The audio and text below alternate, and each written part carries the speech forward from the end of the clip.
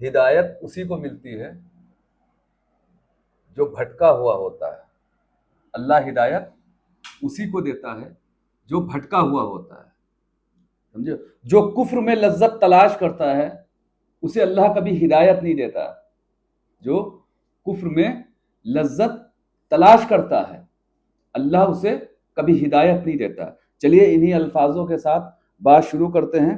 ان اللہ ملائکۃ صلوا علی النبی یا ایھا الذین آمنوا صلوا علیہ وسلموا تسلیما اللهم صل علی سیدنا مولانا محمد وعلی آل سیدنا مولانا محمد وبارک وسلم الصلاۃ والسلام علیک یا رسول اللہ. السلام علیکم ورحمۃ اللہ وبرکاتہ.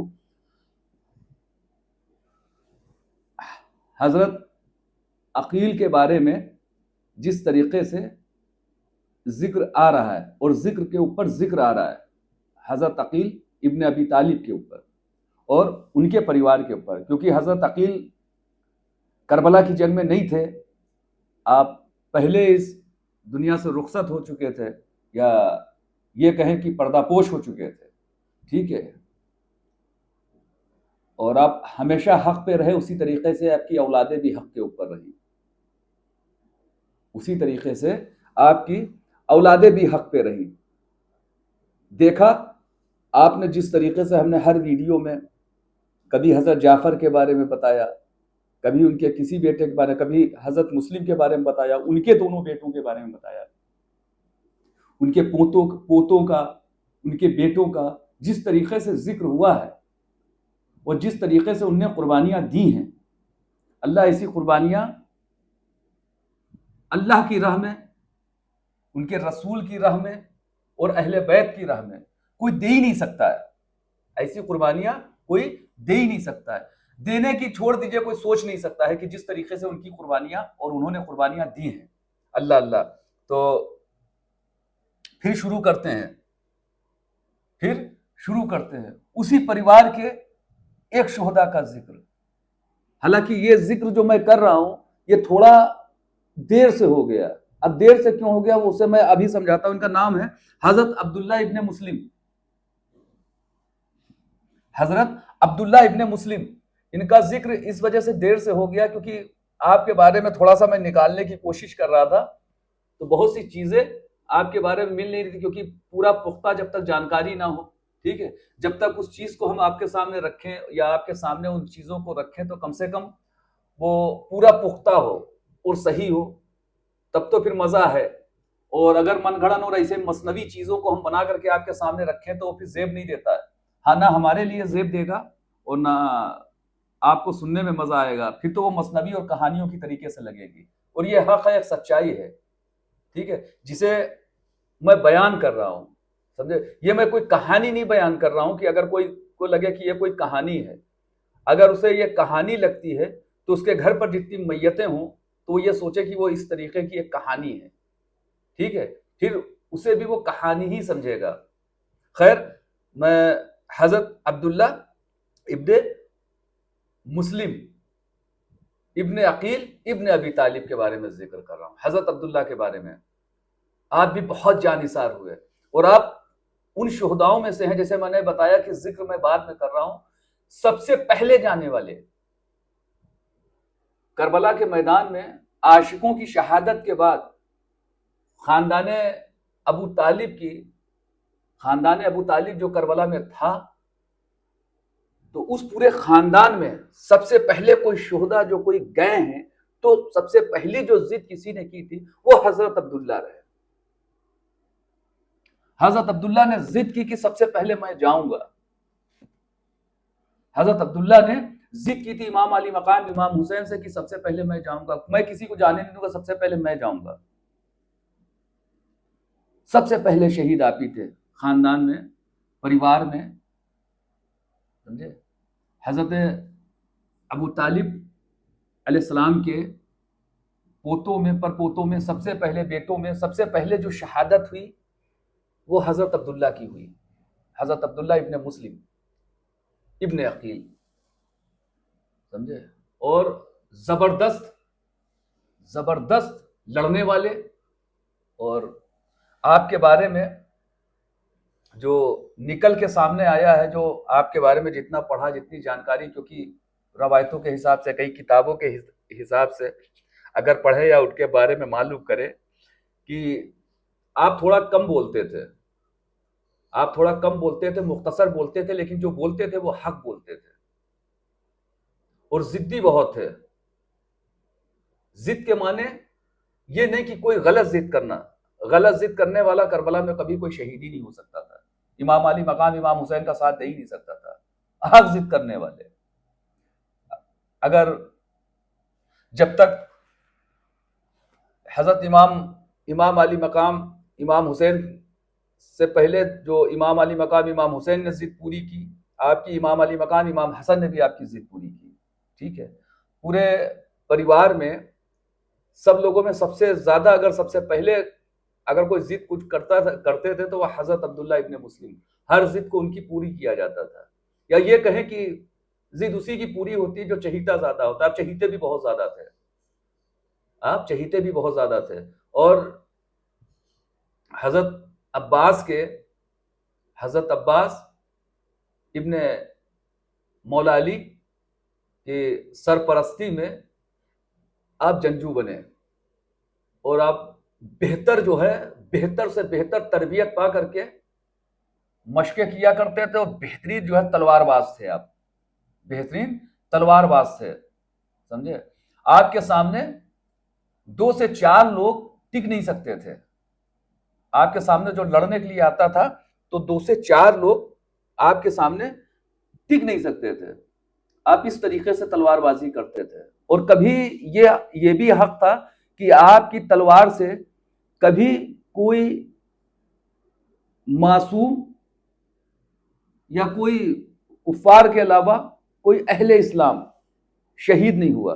اور یہ بھی سچ ہے کہ آپ ہر جگہ کوشش یہی کرتے تھے کہ آپ پہلے جائیں، حالانکہ اتنی عمر بھی نہیں تھی، آپ کی اتنی عمر بھی نہیں تھی، اور آپ کو اتنے کبھی موقع بھی نہیں ملے، آپ کو اتنے کبھی موقع بھی نہیں ملے، اور جب موقع ملا تو موقع بھی آخری تھا۔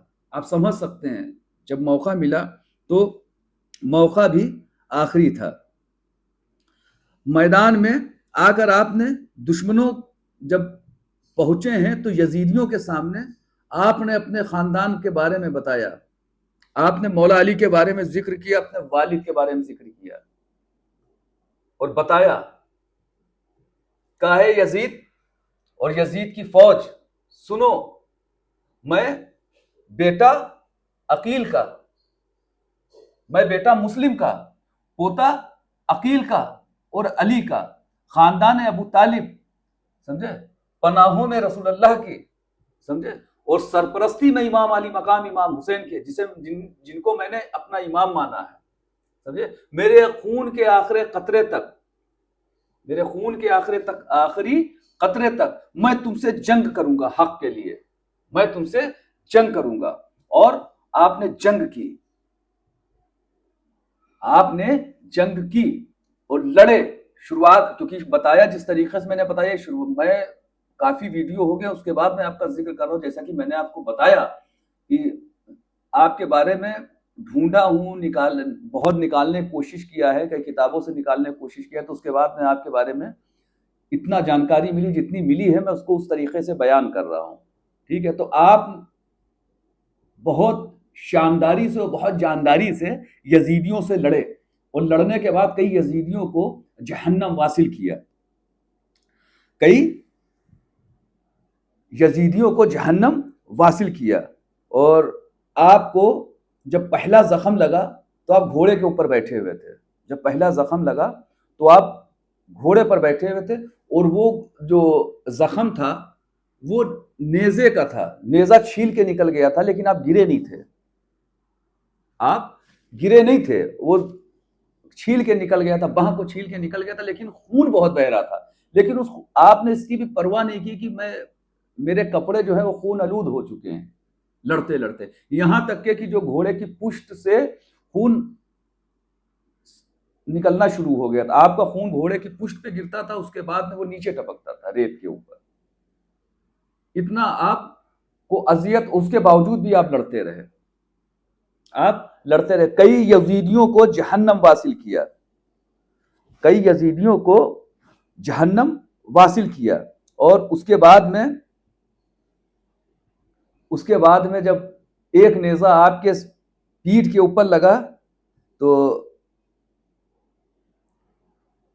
پیچھے سے لگا تھا وہ نیزہ، تو وہ سینے کی طرف سے نکلا ہے، سمجھے؟ اور جو مارنے والا تھا اس کا نام تھا عمرو بن سبیحہ سعیدی۔ اس نے جو ہے پیچھے سے آپ کے نیزہ مارا تھا، تو وہ پیٹھ کے اوپر سے جب مارا تھا، پیچھے سے چلایا تھا تو پھینک کے مارا تھا، تو وہ آگے سینے سے نکلا تھا آپ کا۔ اس کی نوک کیا وہ لگ بھگ اچھا خاصا نکل آیا تھا، آگے سینے سے نکل آیا تھا۔ پھر آپ سے جب برداشت، کیونکہ جب آپ کسی جسم کے اوپر کوئی لوہے کا اوزار آر پار ہو جائے تو ظاہر سی بات ہے آدمی کے اندر اتنی قوت نہیں بچے گی کہ وہ لڑ سکے۔ اور پھر 3 دن کی پیاس، اس پیاس کی شدت میں، اس تپتے ریگستان میں جہاں پر کوئی اخراجات نہیں، تو آپ گھوڑے سے گرے اور آپ شہید ہو گئے۔ آپ گھوڑے سے گرے اور آپ شہید ہو گئے۔ اور شہید ہونے کے بعد جب امام علی مقام امام حسین آپ کو گودی میں لے کر کے آئے، آپ نے سب سے پہلے آپ کی پشت سے اس نیزے کو نکالا، اور جب نیزے کو نکالا ہے تو وہ خون بھی ساتھ میں نکلا اور وہ نکلنے لگا۔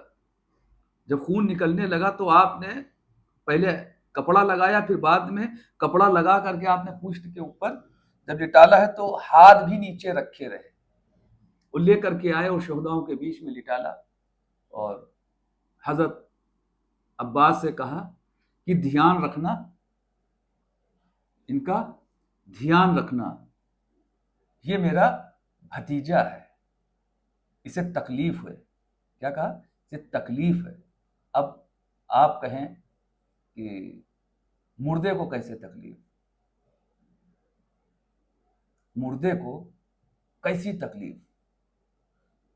ارے مردے کو تکلیف نہیں ہوتی، یا یہ کہیں کہ ہوتی ہے، لیکن ایک شہید کا جسم اسی طریقے سے رہتا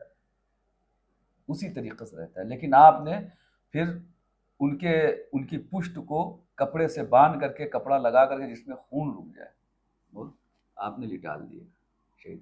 تو یہ حضرت عبداللہ ابن مسلم ابن عقیل، جس طریقے سے میں حضرت عقیل کے پریوار کے بارے میں بتا رہا ہوں، حضرت عقیل ابن ابی طالب کے پریوار کے بارے میں، خاندان کے بارے میں بتا رہے ہیں، اور امید بھی یہ کرتے ہیں کہ آپ بھی اور آپ کا بھی ایمان الحمدللہ تازہ ہو رہا ہوگا، جس طریقے سے میں چچا زاد بھائی اور چچا کے بارے میں بتا رہا ہوں، خاندان حضرت ابو طالب کے بارے میں بتا رہا ہوں، کہ ان ناحق لوگوں سے جو رسول اللہ کی روایتوں کو جھوٹا ثابت کرنے کے لیے اور اللہ کے دین کو جھوٹا ثابت کرنے کے لیے مسند نشین ہوئے تھے، سمجھے، ان کو سر عام بے نقاب کیا ہے اگر کسی نے، تو اس کربلا والوں نے بے نقاب کیا ہے۔ بے نقاب اگر وہ ہوئے ہیں تو ان کربلا والوں نے بے نقاب کیا ہے، اور انشاءاللہ تا قیامت تک ایسے ہی بے نقاب ہوتے رہیں گے عاشق یزید، جن پہ لعنت بے شمار، وہ ایسے ہی بے نقاب ہوتے رہیں گے۔ جہاں پر عشق کے اوپر جو پابندی لگائے، جو اہل بیت سے عشق کرنے کے اوپر پابندی لگائے، تو یہ ذہنیت میں سب سے پہلے سوچ لیجئے گا کہ یہ اہل بیت کا دشمن ہے۔ چلیے خیر، اب الفاظوں کو ختم کرتے ہیں، انشاءاللہ خصوصاً اگلے ویڈیو میں پھر آپ سے ملاقات ہوتی ہے۔ آج کے لیے اتنا ہی۔ السلام علیکم ورحمۃ اللہ وبرکاتہ۔